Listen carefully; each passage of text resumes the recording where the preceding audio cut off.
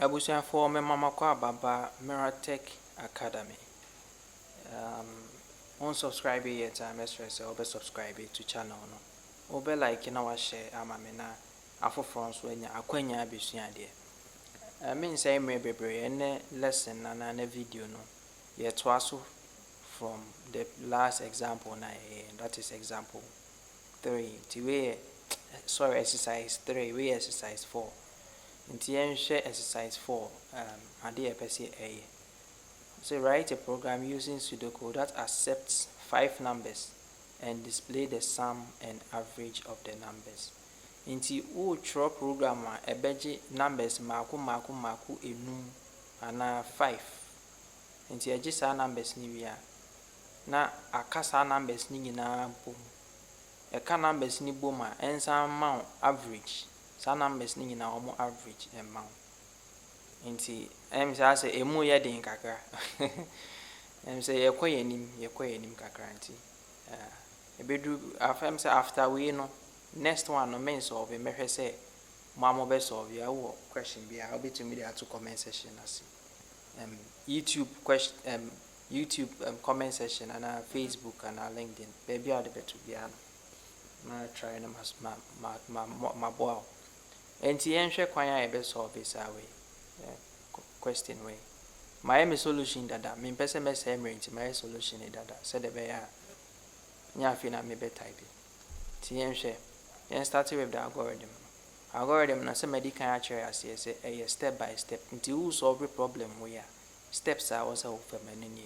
to start the algorithm and the nyina yinim dada ti o say a true program e be accept 5 numbers near display sum ni average until accept the first number and then the first step I will say second step now accept the second number now accept the third number now accept the fourth number now accept the fifth number see I 5 numbers now afi add the 5 numbers because ye we are or see and display sum into sum near addition of 5 numbers ni nyina into ye display sum ye betimi display sum ne dia you be add the 5 numbers into winning in steps I will see follow to add the 5 numbers to add the 5 numbers you are and display the sum into say I first one I accept 5 numbers and display the sum to accept 5 numbers no and adding here display the sum and also algorithm say who display sum we are divide the sum no by 5 because you pay average into you divide the sum by 5 answer no na average no and display the average now you by end the algorithm into we say we are exercise so pepe to me be display average abra won add 5 numbers no and I want to me accept third number now 50 I will be display the sum to we show algorithm na step by step to say the na make an procedure no e follow pepe the ma solution to problem na person solve. To how our implementation in pseudocode no so tie. And to begin I start the algorithm and no in pseudocode I no be begin. Afi problem where you share the number of variables I will see declare. First of all, you see 5 numbers into and there when you apo kakra say one declare variable so cry and also declare 5 into number n num 1 variable way n a budget first number n num 2 a budget second number n num 3 a budget third number n num 4 a budget fourth number n num 5 and so budget fifth number into say one who say also declare 5 variables are a budget a be stored numbers I feel also display the sum into also declare another variable would the best store sum no I say an average it also only another variable would the be save average in the display but what you see in kind 1 2 3 4 5 6 7 into problem be say no who also who say will be declare 7 variables na will to media solve the problem and numeric data type in numeric because I numbers in and I deal with senkai characters can work and I say alphabets can one ke data type ni be character, but numbers nti numeric no nam 1 nam 2 nam 3 nam 4 anko ho nti na me san be declare another data type na me to aso nam 5 sum average anka space wa ha kam de we nyina nam 5 sum average na ebe to aso wa na data type na e ba akopɛ, but anko ho nti na me ba next line no ana me declare another data type na me de to aso wa pacha ati ase nti we a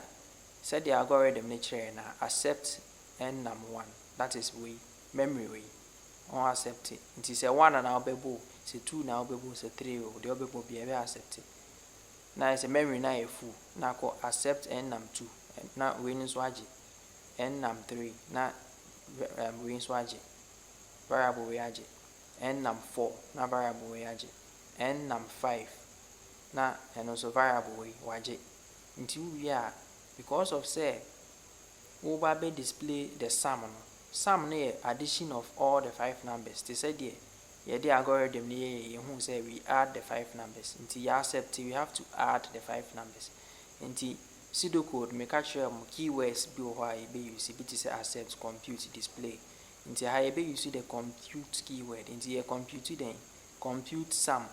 nti sum na be nam 1 because they say you declare variables nti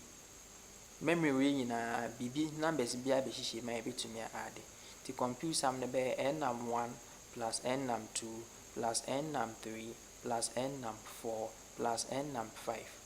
nti you add we are or say then display the sum nti in pseudocode no say ya add we nyina abom nti ya add boma ensave nko sa variable we sum nim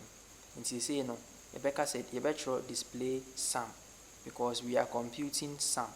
The sum compute sum is equal to addition of numbers we na a store was a variable we sum we na you display sum. To say you display sum I be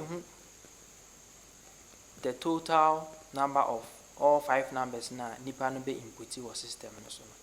Nti who we are na fe you find the average nti compute on say another keyword compute the compute average we so you declare wa variable no wa nti betimi use compute average is equal to sum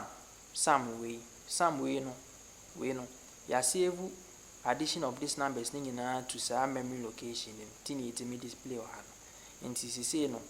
sum we containing numbers of all the 5 numbers na yakabo nti sum ye penny average dey be divided by the total number of the total number now use on the board and the total number that is the 5 numbers nti compute average ne be sum divided by 1 2 3 4 5 that is divided by 5 see computer no ebetumi ehu say total number that is sum divided by 5 no ebe my average as to average we nti ebe ba display average to display average na just onya answer nti ya show programmer accept 5 numbers and in the first 5 numbers I display the sum nti a compute answer na display and as my average nti sum no ni divided by 5 and you display average na my me gidi say what ase pa me damasi ye de ene video no so ebesi ha no